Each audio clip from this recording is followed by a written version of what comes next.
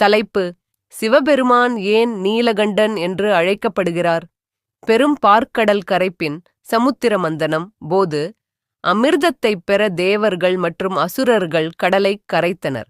ஆனால் அமிர்தத்துடன் ஹலாஹல என்று அழிக்கும் விஷமும் தோன்றியது. இது முழு பிரபஞ்சத்தையும் அழிக்கக்கூடியது. இந்த நிலைமையில் பயந்த தேவர்கள் மற்றும் அசுரர்கள் சிவபெருமானின் உதவியை நாடினர். எந்த தயக்கமுமின்றி உலகைக் காப்பாற்றச் சிவபெருமான் அந்த விஷத்தை உண்டார்.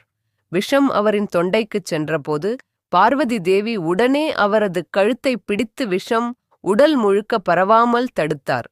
அந்த விஷம் அவரது கழுத்தை நீலமாக மாற்றியது.